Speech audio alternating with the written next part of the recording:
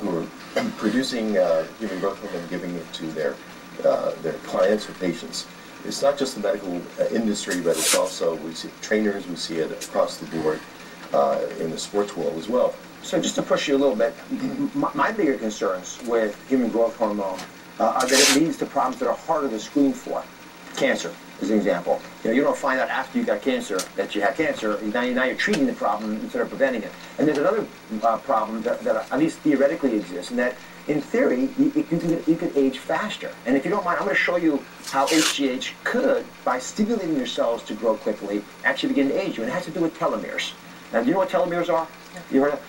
At the end of the DNA of our cells, the blueprint of our cells, there are little places where we stay grounded. And if those areas get frayed, then we are unable to replenish our cells. It actually is one of the ways we look at aging at the level of the cell. So this is a simple demonstration. I think it brings it up nicely. When you're young, your HGH levels are naturally high. If you stimulate things too much now, your shorten your telomeres are life still somehow. young. You can light the fire of life. As you age, those telomeres get shorter. We are naturally decreasing human growth hormone. What happens if you give yourself extra growth hormone?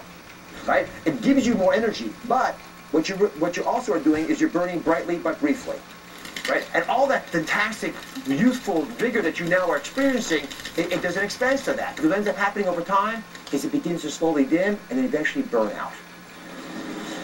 So the question I'm asking, Dr. Martin, is whether or not we're actually trading off a couple years of youthful vigor for reduction in long-term life expectancy. Youthful vigor for reduction in Exactly. There are 4 health. studies. Answer me that, Doctor, will you? And if you do, then we can put it on the shelf. But if you can't, then I got a point. Coming from the studies, and you might wonder too, what is it that we all should do? Repair, which is very, very interesting. So hopefully we will see more evidence coming out shortly. When you say that, I'm asking it in a loving way, but it's going to sound tough.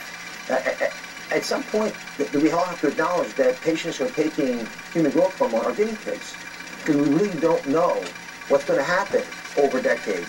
Dr. Oz, we have patients who've taken this since 1996, 1997, so we do have it's a shorter record, but it is more than a decade. Now, let's talk about foreign use of HGH, because actually one of our guests is taking it. So Tanya's doctor, Dr. Michael Aziz, is joining us, and he did not prescribe HGH for Tanya, but she is buying it anyway, as you indicated, from Russia. And your HGH levels have gone up accordingly. So Dr. Aziz, what would you have to say to the arguments you're hearing? You're an expert in this field as well.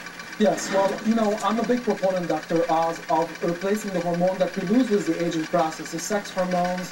But when it comes to growth hormone, I do have a dilemma. So if you start growth hormone early, like in the age of Tanya at 45, you really burn yourself because you shut down your own production and you may age faster. So for losing weight, who are we going to give it to? All the people who are overweight are deficient in growth hormone. And that's my dilemma. And that's why I felt with Tanya that she has insufficiency, not a deficiency. And there are natural ways we can all do to lose weight and to feel better and to reverse the aging process. So if you're going to lose weight and feel better, so Tanya, you've heard this argument, I guess, process before you better, you have to use this growth so hormone, which could possibly age you. So they're going to go to Russia to your moan.